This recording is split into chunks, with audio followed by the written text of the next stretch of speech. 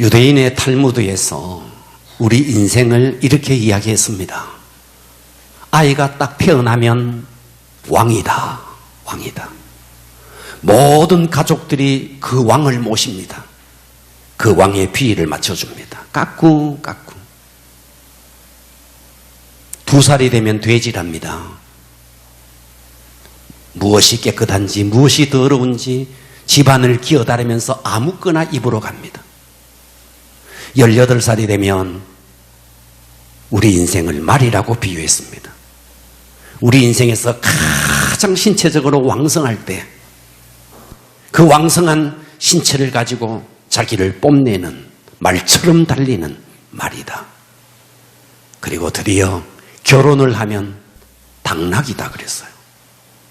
가족이라는 가족을 부양하기 위해서 무거운 짐을 지고 한없는 길을 끝없이 가야 하는 당나귀. 이제 중년이 되면 개라고 말했어요. 개.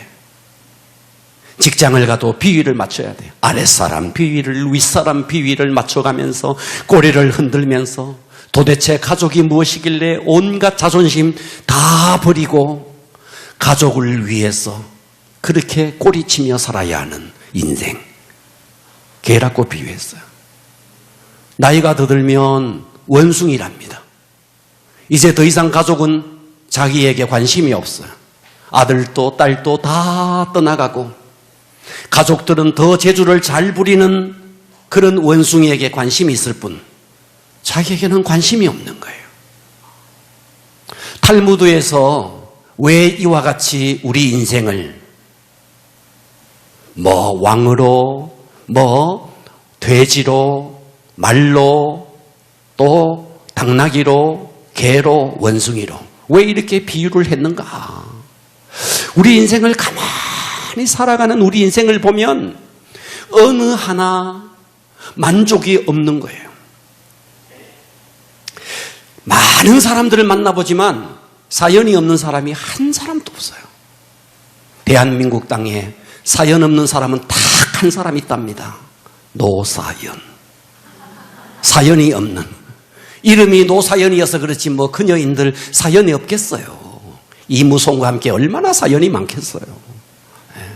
그러니까 이 땅에는 사연 없는 인생이 없어요. 다 굴곡진 인생을 살아갑니다. 누가 있어서 마음이 정말 만족한 인생이 예수 밖에 있는 사람들 가운데 누가 있겠어요? 아무도 없습니다. 정말 아무도 없습니다. 제2대 UN 사무총장을 지냈던 다그 함마르셀드라는 사람이 책을 한 권 썼는데 그 책 속의 한 챕터에 이런 이야기가 나왔습니다. 신대륙을 발견한 콜럼부스가 있었다. 이 콜럼부스는 그야말로 가슴 벅찬 꿈을 가지고 신대륙을 발견하기 위해서 떠났다. 그런데 똑같은 배에 같은 또래의 구두수선공이 동승을 하고 있었다. 이 사람은 날마다 고민을 하고 있었다. 신대륙을 향해서 그 부푼 꿈을 향해서 나아가는 그런 콜럼부스에 비해서 이 사람은 계속해서 근심과 걱정과 번민에 쌓여 있었다. 이유인즉 자기 동네에 낡은 구두방이 있는데 그 구두방이 할아버지가 나이가 들어서 이제 죽기 얼마 전인데 그 사람이 나에게 그 구두방을 넘겨주기로 했는데 내가 돌아가기 전에 만일 그 할아버지가 돌아가시면 그 구두방은 다른 사람에게로 넘어갈 것 같아서 부푼 꿈을 향해서 나아가는 콜럼부스 옆에서 근심과 걱정과 번민에 쌓여있는 한 남자. 함마르셀드는 그 책 끝에 이렇게 말했어요. 콜럼부스는 전진하는 인생을 살았다면 구두수선공은 후퇴하는 인생을 살았다. 자, 여러분, 우리가 인생을 살아가면서 여러분은 어떤 꿈을 갖고 있습니까? 연세대학교 전 교수였던 김동길 교수가 이런 이야기를 했어요.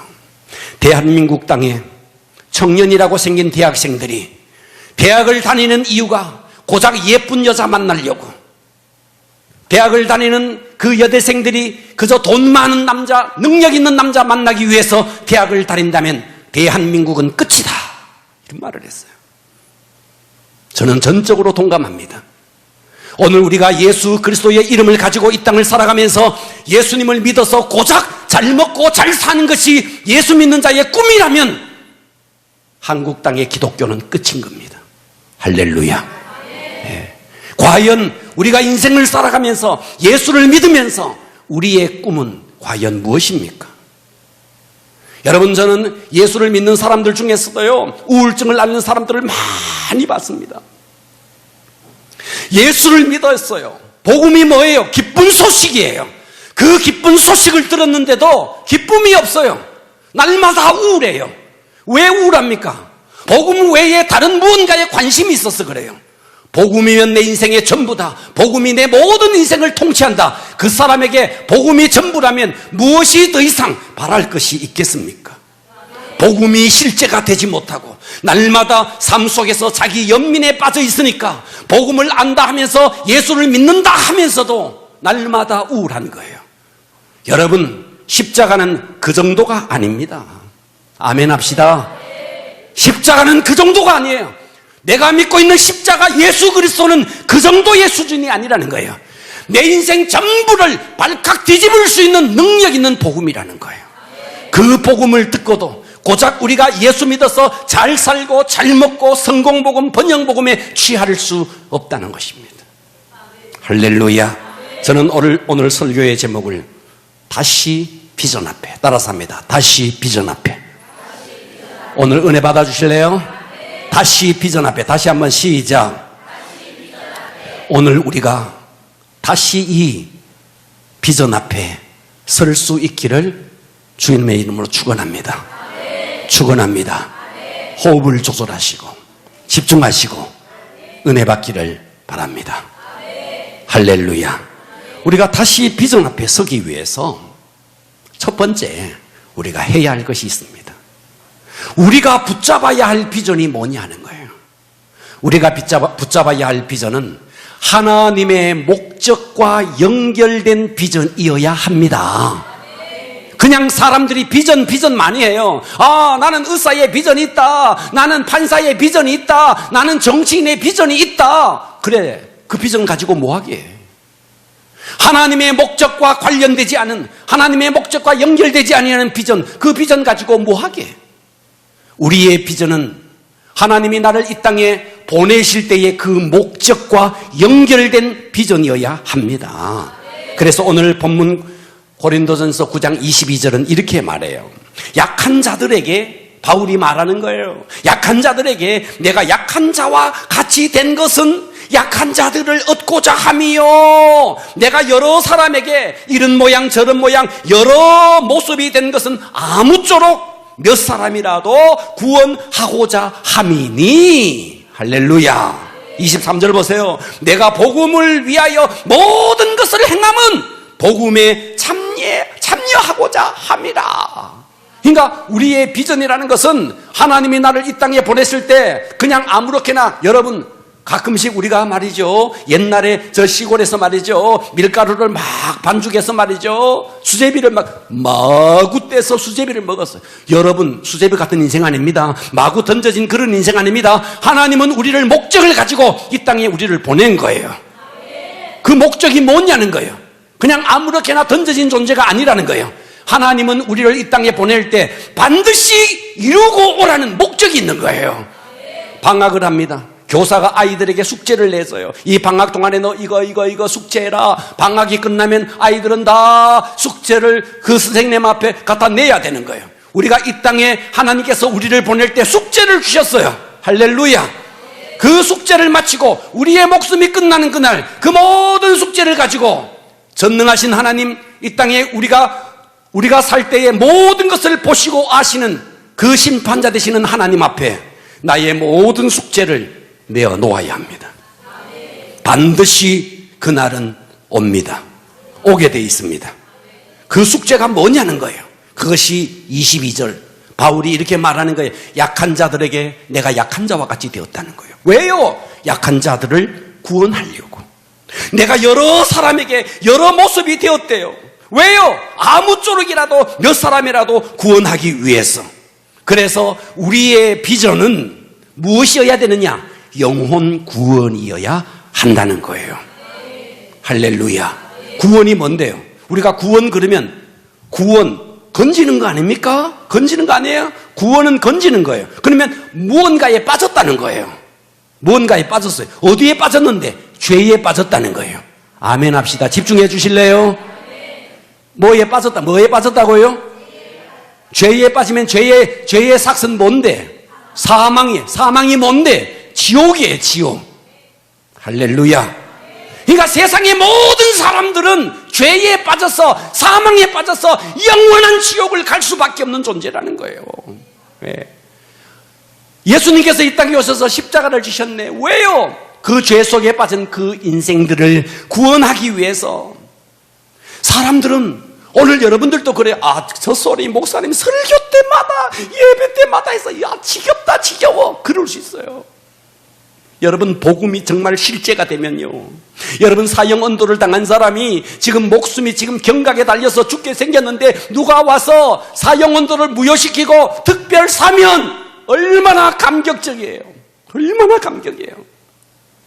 내 영혼이 영원히 지옥을 갈 수밖에 없는데 누가 오셔서 대신 그 자리에 죽어주시고 나를 영원한 천국으로 하나님의 나라로 아버지의 나라로 옮겨주셨다. 여러분 이 세상에 최고의 기쁜 소식이 이거예요. 이게 만일 내 속에 실제가 돼버리면 여러분 사형 언도 받았다가 특별 사면 받아서 우리가 잠시 더 살아봤자 30년 40년 더 사는 거예요. 그러나 예수 그리스도의 십자가의 복음은 영원한 것입니다. 이것이 만일 내게 실제가 돼버리면 감격이요, 기쁨이요, 충격이요, 은혜요, 이 세상에 이것보다도 더 기쁜 소식은 있을 수가 없는 것입니다. 할렐루야. 그러니까 바울은 이 복음이 실제가 돼버리니까 앉으나서나, 세상은 노래를 해요. 앉으나서나 당신 생각. 바울은 아니었어요. 앉으나서나 복음 증거, 먹든지 마시든지 복음 증거, 오직 복음 증거에 목숨을 던졌던 겁니다. 할렐루야. 여러분 절망적인 인생에게 누가 희망이 되어줍니까? 이 세상에 희망이 없는 인생에게 누가 희망이 되어줍니까? 예수 그리스도 외에 누가 희망이 되어줄 수 있습니까? 굴곡진 인생을 살아가는 인생에게 누가 인생의 해답이 되어줄 수 있습니까? 예수 그리스도 외에 누가 해답이 되어줄 수 있냐고요. 예수만이 답입니다. 과격하게 아멘 합시다. 예수만이 희망입니다. 그 어떤 것도 희망이 될 수 없습니다. 예수 그리스도만이 해답이고 희망인 것입니다. 그렇기 때문에 오늘 이 자리에 학생이 있다. 공부하세요. 하지만 공부가 목적이 되면 안 되는 거예요. 우리는 공부를 하면서 복음을 증거해야 되고, 직장을 다니시는 분들 직장을 다니세요. 그러나 직장이 인생의 전부가 되면 안 되는 거예요. 그 직장을 통해서 영혼을 구원해야 되고, 사업을 하시는 분 있습니까? 사업을 하세요. 그러나 사업이 전부가 되면 안 되는 거예요. 그것을 통해서 하나님의 목적을 이루어 드리는 겁니다. 그 목적이 뭔데? 영혼 구원이라는 거예요. 그러므로 우리는 직장을 다니든 공부를 하든 사업을 하든 무엇을 하든 이 모양 저 모양으로, 오늘 바울이 말했던 것처럼 약한 자들에게 약한 자가 된 것은 약한 자를 구원하려고, 여러 사람에게 여러 모양이 된 것은 모든 사람을 구원하려고. 오늘 우리의 비전 영혼 구원입니다. 서울의 고려대학교 안에서 얼마 전에 유명했던 한 사람, 번개 철가방. 어제도 제가 인터넷을 들어가 보니까 이 사람에 대한 여러 가지 이야기가 떠 있더라고요. 원래 이 사람의 이름은 김대중이다. 그런데 주민등록증을 잃어버리고 동생 조태훈이라는 아이의 주민등록증을 가지고 쓰다가 보니까 조태훈이라는 이름으로 이 아이가 많이 알려졌어요. 고려대학교 앞에 광장이 있는데 잔디밭에서, 과거에는 지금처럼 휴대폰이 없었어요. 공중전화 박스에 가서 전화를 겁니다. 고려대학교 잔디밭입니다. 짜장면 2개요. 전화를 걸고 잔디밭에 딱 가면은 벌써 배달돼 있다는 거예요. 벌써. 듣고 계십니까? 그래서 고려대학교 학생들이 시험을 해봤어요. 자, 너 담배 한 피워봐라. 그래서 담배 한 대를 딱 물고 내가 전화 건다. 전화 걸어서 담배불이 다 꺼지기 전에 이미 배달이 되는 거예요. 정확하게 2분 7초 만에 오는 거예요. 2분 7초 만에. 이 조태훈이는요, 짜장면 배달원인데 철학을 가졌어요. 어떤 철학을 가졌느냐? 음식점의 주방장의 손에서 고객의 입에 들어가는 시간까지는 내 책임이다. 이거를 어떻게 가장 짧은 시간에 해낼 수 있나? 이 비전을 가지고 이 친구가 연구를 한 거예요. 네. 그래서 주방장의 손을 그려놓고 옆에는 마우스, 고객의 입을 그려놓고 화살표를 딱 해놓고 여기는 나의 책임. 얼마나 신속하게 이 주방장의 손에서 고객의 입까지 가는 이 시간을 줄일 수 있나. 그래서 별별 옷을 다 입고 오토바이에 별별 깃발을 다 달고 이렇게 이 사람이 딱 되면 사람들이 막 비켜주는 거예요. 빨리 가야 되니까. 와, 이 사람이 11년 동안 짜장면 배달을 했는데 돈을 별로 못 벌었어요. 짜장면 배달해가 돈을 얼마 벌겠어요. 그런데 이 사람이 이런 비전을 가지고 11년 동안을 했더니 호텔에서 강연을 해달라는 거예요. 대학교에서 강연을 해달라는 거예요. 그래서 이 사람은 지금요, 주업이 강사, 부업이 짜장면 철가방. 여러분, 대한민국에서 미국에 월드저널이라는 저널이 있는데 이 월드저널에 우리나라 국회의원 장관 또 한 번도 거기에 기사가 된 적이 한 사람도 없는데 조태훈 철가방 거기에 기사가 떴어요. 미국의 저널에 기사가 떴어요. 세상에 철가방 거기에도 비전을 걸어버리니까 이제는요 강사료가요 엄청난 강사료가 옵니다. 세상에 예수 없는 사람도 이런 비전을 가지고 비전을 세우니까 빛나는 인생으로 세워져 버리는데 하나님의 아들인 우리에게 하나님께서 비전을 주셨어요. 우리에게 목적을 주시고 그 비전을 이루라고 그 비전을 주셨어요. 만일 우리가 이 비전을 이루어버린다. 성경은 말했어요. 하늘의 별처럼 빛나는 인생을 만들어 주겠다는 거예요. 할렐루야. 우리 다시 한번 비전 앞에 서야 됩니다. 우리 다시 비전 앞에 서기를 축복합니다. 두 번째, 우리가 다시 비전 앞에 서야 하는데 두 번째는 비전을 이루기 위해 열정적으로 달려가야 한다. 따라서 합니다. 비전을 이루기 위해 열정적으로 달려가야 한다. 할렐루야. 자, 비전은 우리 삶의 목표입니다. 목표입니다. 우리 아멘 좀 하실래요? 목표입니다. 그러면 열정은 뭔데? 그 비전에 기름을 붓는 겁니다. 할렐루야. 자, 고린도전서 9장 24절. 바울은 영혼 구원이라는 분명한 삶의 비전을 딱 붙잡았습니다. 24절에서는 이제는 이렇게 말하는 거예요. 운동장에서 다름질하는 자들이 다 달릴지라도 오직 상을 받는 사람은 한 사람인 줄을 너희가 알지 못하느냐? 너희가 상을 받도록 이와 같이 따라서 합니다. 다름질하라. 좀 더 과격하게 다름질하라. 네, 달려가라는 거예요. 그 목표점을 향해서 달려가라는 거예요. 고린도에서는요, 지금의 올림픽과 버금가는 이스트미아 게임이라는 게임이 있었습니다. 그 게임을 바울은 연상을 하면서 이 이야기를 하고 있는 겁니다. 바울이 지금 달리기 예를 들고 있는 거예요. 많은 사람이 달릴지라도 1등하는 사람은 한 사람이다. 그 사람에게는 어떤 일이 벌어지느냐? 올리브 잎으로 관을 만들어서 영광의 관을 만들어준다. 그 사람은 그것은 대단한 영광이었다. 이와 같이 너희도 상을 받도록 다름질하라. 따라서 합니다. 다름질하라. 그러니까 우리에게 비전이 있다. 그 비전이 뭔데? 하나님이 우리에게 이 땅에 보내신 목적, 그것은 뭔데? 영혼 구원이다. 아멘.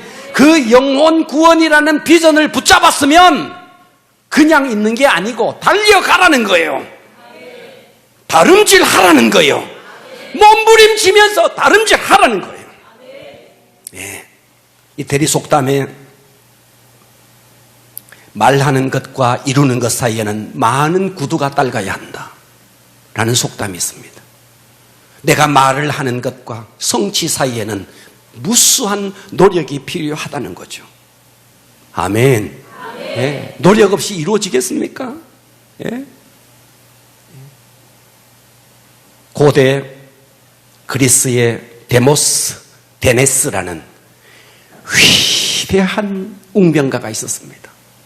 그런데 이 웅변가는 본래 말더듬이었어요. 말을 더듬는 거예요. 그런데 이 사람은 나는 웅변가가 돼야 되겠다 비전을 세웠습니다. 지나가는 소도 웃을 일이에요. 이 사람이 웅변가가 된다는 것은. 그런데 이 사람은 웅변가의 비전을 가지고 부단히 노력했습니다. 해변가로 갑니다. 파도가 막 치는 해변가에서 자갈을 입에 물고 파도가 치니 소리가 들리지 않고 자갈을 무니 입이 잘 돌아가지도 않아. 그런 악조건들을 다 만들어 놓고 부단히 연습하고 훈련했더니 이 사람은 고대 그리스에서 최고의 웅변가가 됐습니다. 말더듬이도 부단히 가니까 이런 자가 되어버리더라는 거예요. 할렐루야. 여러분, 오늘 우리 교회가 다음 세대 영혼 구원, 그리고 우리가 감동전도를 통해서 영혼을 구원하자 이 비전을 세웠다 그러면요, 우리가 여기에 마음을 다 같이 해서 달려가야 됩니다. 제가 어제 이런 글을 읽었어요. 여러 권의 책 읽다가 한 챕터 속에서 이런 글을 읽었어요. 인도에 조그마한 한 교회가 있었어요. 한 100여 명이 모이는 아주 작은 교회였어요. 이 교회 목사님이 비전을 성도들에게 선포합니다. 우리가 영혼을 구원하는 교회를 이루자. 그래서 교회는 24시간 사도행전적 기도를 해야겠다. 전 성도들이 하루에 1시간씩 릴레이로 24시간 우리 교회는 기도를 쉬지 않고 사도행전적 기도를 하겠다. 동참하라. 100명의 교회가 전 성도가 목사님의 이 비전에 헌신하기 시작했습니다.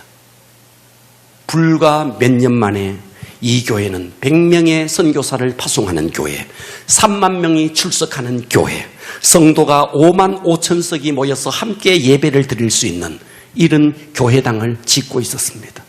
불과 100명 되는 교회가 목사님의 비전에 전 성도가 마음을 쏟아서 함께 달려가 버리니까 불과 몇 년 만에 놀라운 일이 벌어졌어요. 할렐루야. 문제는 마음을 얼마나 모으느냐 하는 거예요.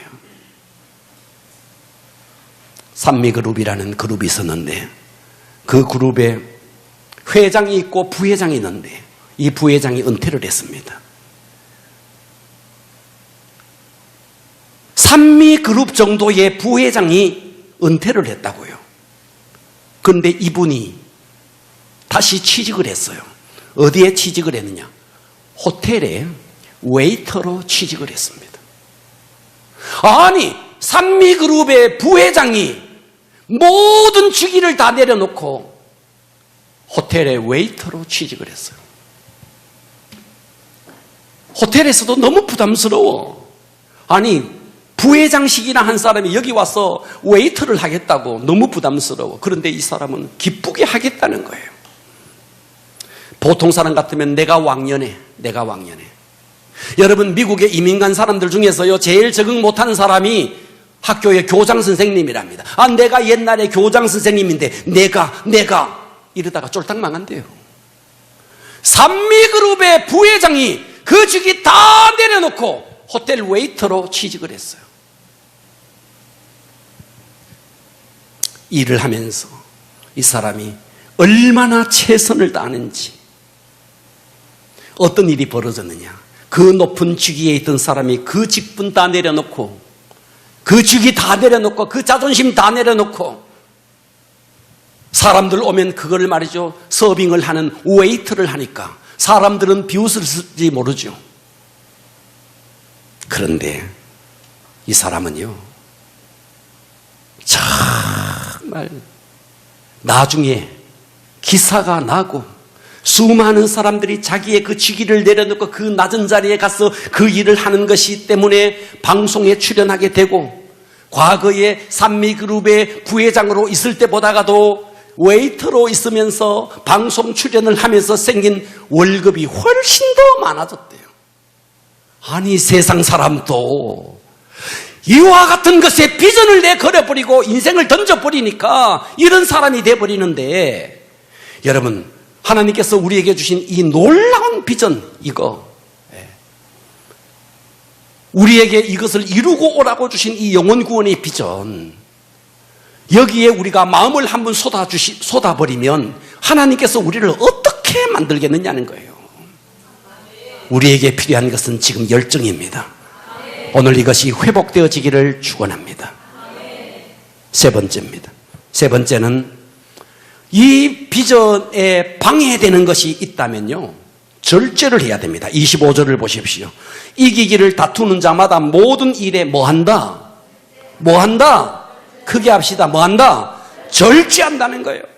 세상에 그들은 썩을 면류관을 얻고자 하되 우리는 썩지 아니할 것을 얻고자 한다는 거예요. 그러니까 좀 절제하라는 거예요. 여러분, 올림픽에 나가는 선수들이 태능 선수촌에 들어가면서 다 선서를 합디다. 선서를 한다는 게 뭐예요? 나 이제 술을 안 마시겠다. 나 이제 주색 잡기 안 하겠다. 나 이제 열심히 연습하겠다. 만일 선서를 하고 태능 선수촌에 들어가는 그 선수가 날마다 주색 잡기나 하고 날마다 노름에 빠져서 산다면 어찌 그가 메달을 따겠습니까? 고시를 준비하는 학생이 볼 것, 영화 볼 것 다 보고 놀러갈 여행을 다 가고 자고 싶은 잠을 다 자고 어떻게 고시에 패스하겠습니까? 잠을 절제하고 영화도 절제하고 여행도 절제하고 뭔가 절제해야 되지 않겠습니까? 하나님께서 우리에게 이 비전을 주셨어요. 놀라운 비전, 영혼 구원의 비전, 우리 교회가 나가고자 하는 감동전도의 비전을 주셨어요. 그렇다면 우리가 해야 될 일이 뭐냐? 절제해야 되는 거예요. 26절을 보십시오.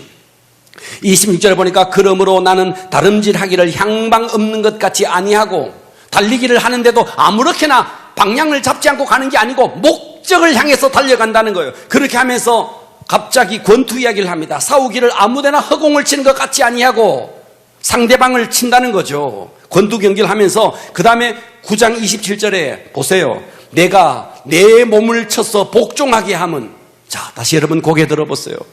권투를 하는 선수들이 말이죠, 권투를 합니다. 권투를 해요. 권투를 할 때는요, 상대의 급소를 때려야 상대의 기운을 뺍니다. 무력화시킵니다. 이와 마찬가지로 권투 선수가 상대의 급소를 쳐서 무력화시키듯이 내 속에 올라오는 이 비전을 향해서 달려가는데 방해가 되는 이 모든 것을 급소를 쳐서 무력화시키듯 내 속에 올라오는 정욕, 내 속에 온갖 것들을 급소를 쳐서 무력화시키듯이 이와 같은 것들을 무력화시키라는 거예요. 절제하라는 거예요. 아멘. 나태에 빠져 있습니까? 그 나태를 말이죠, 급소를 쳐서 나태를 무력화시키라는 거예요. 정욕이 올라옵니까? 그 정욕을 급소를 쳐서 무력화시키라는 거예요. 세상 쾌락을 즐기고 싶습니까? 급소를 쳐서 그것을 무력화시키라는 거예요. 금욕주의 하라는 말이 아니에요. 여러분, 우리는요, 폭염의 계절, 해변에 가서 얼마든지 바캉스를 즐길 수 있어요. 조락의 계절 얼마든지 우리는 단풍을 즐길 수 있어요. 백설의 계절에 얼마든지 우리는 흰눈이 쏟아지는 걸 즐길 수 있어요. 금욕하라는 게 아니에요. 즐길 수 있어요. 하나님이 주신 이 무한한 천지를 우리가 즐길 수 있어요. 그러나 우리가 우리의 비전을 이루기 위해서 이 비전에 방해되는 내 속에 올라오는 정욕과 나태와 이 모든 것을 급소를 쳐서 복종을 시켜라는 거예요. 여기서 복종시킨다는 말은 종으로 만들라는 말이에요. 복종시켜라 하면 종 삼으라. 복종시켜라. 복종시켜라. 복종시켜라는 말은 종을 삼으라는 거예요. 여러분, 내 육체는요, 나의 종입니다. 아침에 일어나! 해야 되는데 육체가 주인이라 못 가. 그러니까 못 오는 거예요. 일어나! 종놈은요, 일어납니다. 종놈은. 듣고 계십니까? 종놈은 일어나요. 그런데 이놈은 육체가 한이라, 육체가 주인이라 못 가 하니까 이 속에 있는 주인인 영혼이 말이죠, 꼼짝도 못하는 거예요. 야, 육체 일어나, 새벽기도 가. 예, 알겠습니다 하고 새벽기도 와야 되는데 육체가 주인이라. 육체가. 듣고 계시죠? 육체를 쳐서 복종시켜서 종 삼아야 됩니다. 할렐루야. 27절은 그 다음에 뭐라고 말했어요? 내가 내 몸을 쳐서 복종하게 하면 내가 남에게 전파한 후에 자신이 도리어 버림을 당할까? 여러분, 바울이 말이죠. 바울은 누구보다가도요 확신이 있었습니다. 사망이나 권세자들이나 천세자들이나 이 세상의 어떤 피조물도 그리스도 예수 안에 있는 하나님의 사랑에서 나를 끊을 수 없다는 확신을 갖고 있었던 바울이 뭐라고 말해요? 남에게 전파한 후에 자신이 도리어 버림을 당할까 두려워한다는 거예요. 여러분, 우리요 정말 이제 무더위도 꺾였잖아요. 우리 다시 한번 이 속에서 올라오는 나태, 안일, 이거를요 쳐서 복종시키고 비전을 향해서 나갈 수 있어야 합니다. 이 땅이 전부라면 지금처럼 살면 돼요. 이 세상이 전부라면 지금처럼 살면 된다고요. 예. 여러분, 육당 최남성과 춘원 이광수가 1945년 우리나라가 해방되기 1년 전, 4년 전에 변질되었다는 이야기를 내가 수없이 했습니다. 그 사람들은 우리나라가 해방되기 4년 전, 1년 전에 춘원, 이광수, 육당, 최남선 이 사람들은 다 변질되어 버립니다. 왜요? 아무리 기다려도 독립이 오지 않을 것 같거든. 그래서 그 사람들은 다 변질되었어. 지금 또 그들의 이름이 이렇게 회자되고 있습니다. 여러분, 우리가 이 땅이 전부라면, 우리가 살아가는 생애가 이 땅이 전부라면 지금처럼 육신에 젖어서 지금처럼 살면 됩니다. 그러나 이 땅이 전부가 아니고 영원한 천국이 정말 우리에게 있다면 우리는 다시 한번 주께서 우리에게 주신 비전 앞에 다시 서야 합니다. 다시 주님께서 나에게 이루라고 오신 그 이루고 오라고 말씀하신 그 목적을 이루기 위해서 다시 한번 비전 앞에 서야 합니다. 순회 전도자 맥도웰이라는 사람이 있었는데 이 맥도웰이 어느 날 비행기를 탑니다. 비행기를 타면요 승무원들이요 여승무원들이 그 입구에 서서 다 인사를 하면서 안내를 해요. 하루는 이 맥도웰이 비행기를 타는데 어떤 여승무원이 장미 꽃다발을 한아름을 안고 만면의 미소를 지으면서 인사를 하는 거예요. 맥도웰이 이렇게 물었대요. 축하합니다. 애인이 주셨는가 보죠? 아니에요. 제가 제 자신을 위해서 샀어요. 아, 오늘이 생일인가 보죠? 아니에요.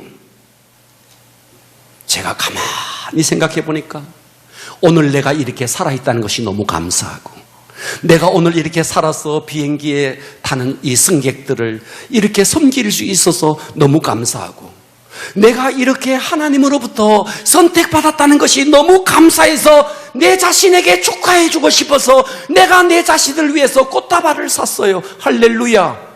멋지지 않습니까? 생일 때 삐져야 된다, 안 삐져야 된다? 자기가 사면 되잖아. 자기가 자기에게 꽃다발 해주면 되잖아. 남편이 안 사준다고 삐질 이유가 없는 거예요. 누가 생일 때 밥을 안 사준다 삐질 거 없는 거예요. 나가가지고 좋은 데 레스토랑 가서 맛있는 음식을 드세요. 그리고 자기를 축하해 주세요. 할렐루야. 우리는요 자기를 격려할 수 있어야 됩니다. 그런데 우리는 자꾸만 자기 연민에 빠지는 거예요. 자기 연민에. 왜 우리가 자기 연민에 빠져야 됩니까? 내가 어떤 존재인데, 내가 어떤 존재냐는 거예요. 하나님의 선택된 백성인데 내가 왜 자기 연민에 빠져서 우울해야 되느냐는 거예요. 오늘 여러분들에게 권합니다. 장미꽃 한 다발을 자신에게 선물하십시오. 그리고 스스로를 이겨내시고 극복하십시오. 나는 이렇게 살 존재가 아니야. 하나님께서 내게 주신 그 놀라운 비전을 이루며 살 존재야. 존귀한 자는 더 이상 침체의 늪에 스스로를 끌고 가지 않는 거예요. 스스로를 격려하고 스스로를 우뚝 일어 세울 수 있기를 축복합니다. 인류 시민이 되는 길이 있습니다. 인류 시민은요 돈이 많아야 돼요. 일단 인류 시민이 되려면 돈만 많다고 인류 시민이 되는 거 아니에요. 교양이 있어야 됩니다. 선진국이 되기 위해서도요, 일단 나라가 돈이 많고 잘 살아야 됩니다. 돈만 많다고 선진국이 되는 게 아닙니다. 의식 수준이 높아야 됩니다. 의식의 수준이 높아야 된다고요. 할렐루야. 그래서 쿠웨이트 같은 나라는요, 선진국이라고 말하지 않습니다. 산유국이지. 여러분, 정말 저와 여러분이 기독교인으로서 정말 멋있는 기독교인이 되려면 어떻게 해야 되느냐? 하나님이 말씀하실 때 들어야 됩니다. 오늘처럼 이렇게 말씀하실 때 들어야 됩니다. 말씀하실 때 안 들으면 어떤 일이 벌어지느냐 하면 하나님이 우리를 수술실로 데려갑니다. 어디로 데려간다고요? 수술실로. 여러분, 이스라엘을 보세요. 범죄합니다. 하나님 말 안 듣습니다. 블레셋을 들었습니다. 순종합니다. 또다시 범죄합니다. 미디안을 들었습니다. 또다시 범죄합니다. 아람을 들었습니다. 계속해서 주변국들을 불러서 계속해서 이스라엘을 혼내킵니다. 여러분, 저는 이 대한민국의 작금의 현실을 보면서 일본이 왜 저렇게 하는가? 북한이 왜 저렇게 미사일을 쏘아대는가? 중국이 왜 저렇게 나오는가? 저 미국이 우리와 언제나 우방이었던 미국이 왜 저렇게 나오는가? 이유는 하나다. 그 이유가 뭐냐? 이 땅에 있는 그리스도인들이 정신을 차리고 하나님의 나라를 위해서 살아야 되는데 정신이 빠져 있어서 하나님이 우리나라를 수술실로 데려가는 거다. 여러분, 자식이 아파서 수술실로 데려가는 부모는요, 자식을 죽이려고 하는 거 아닙니다. 살리려고 하는 거예요. 하나님은 이 나라에 대해서 비전이 있고 이 나라를 살리기 위해서 이 나라를 잠시 수술대로 데려가는 겁니다. 이거는 개인적으로도 마찬가지입니다. 오늘 여러분들이 오늘 이 말씀을 듣고 존귀한 자라면 이 말씀을 듣고 순종하십시오. 제가 아는 목사님 가운데 한 분이 4대째 목사님이에요. 할아버지 목사님, 할아버지 목사님, 아버지 목사님, 자기도 목사님이에요. 4대가 목사님이에요. 저는 참 이런 분들이 부러워요. 그런데 이분은 집에 할아버지도 목사님, 아버지도 목사님, 삼촌도 목사님, 큰아버지도 목사님, 형님도 목사님, 다 목사님의 가정에서 이 아들이 자라니까 자기는 목사가 싫더래요. 왜? 맨날 성도들한테 말이에요. 자기 목사가 너무 싫더래요. 그래서 이 사람은 아버지가 너 목사해야 돼, 신학해야 돼. 아니요, 저는 싫어요. 이 사람은요, 뭐 했느냐 하니까요, 보디빌더가 됐어요. 날마다 운동하고 바디빌더가 된 거예요. 나는 목회 안 할 거예요. 저는 싫어요. 목회 안 할 거예요.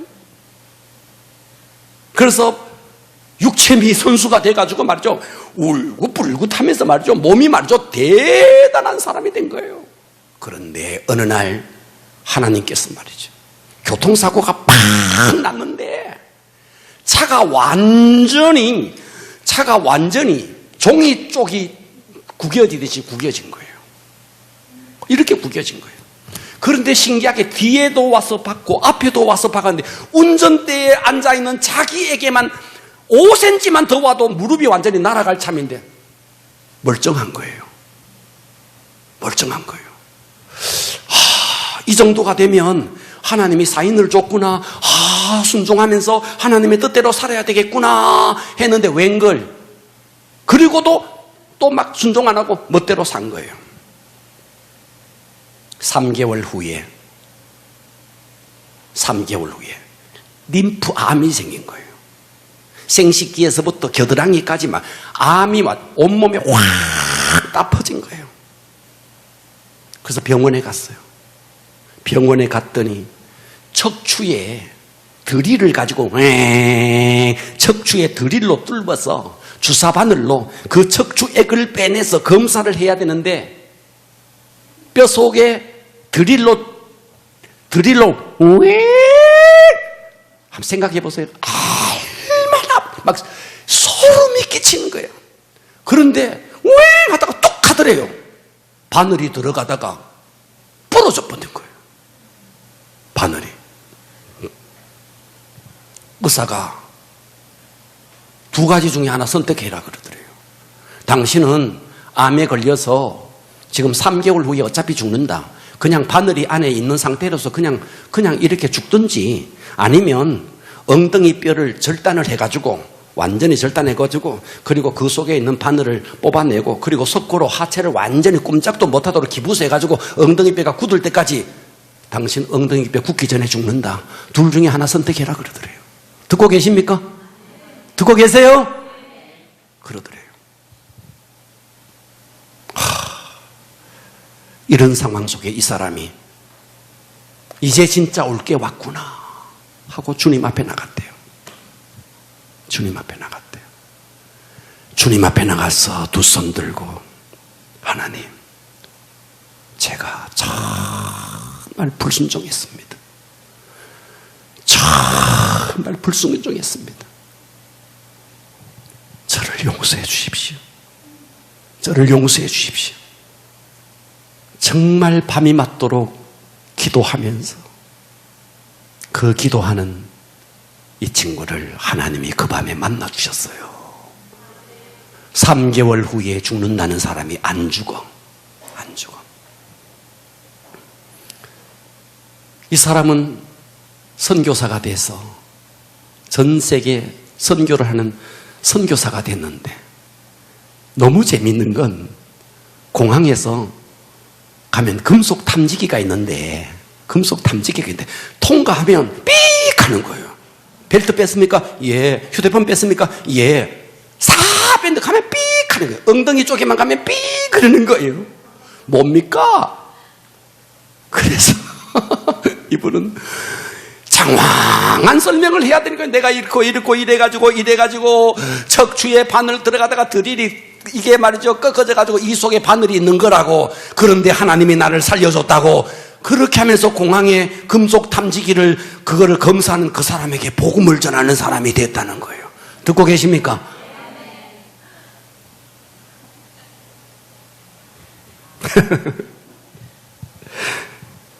하나님이 주신 비전을 붙잡읍시다. 다시 한번 이 비전을 붙잡읍시다. 그리고 우리 마음을 쏟아서 함께 열정적으로 한번 달려갑시다. 그리고 이 비전을 이루는데 방해되는 것이 있다면 쳐서 복종시키시고, 이 가을, 이제 가을이더라고요. 이제 아침 저녁으로는 너무나 선선한 바람, 창문을 온통 열고 잤는데 이제는 창문을 닫고 자야 할 만큼 이제는 가을이더라고요. 순종해야 할 가을, 기도해야 할 가을. 여러분, 오늘 밤에 물을 많이 마시고 주무시기를 바랍니다. 그렇게 마음을 먹을 수 있기를 바랍니다. 무슨 말씀인지 아시겠죠?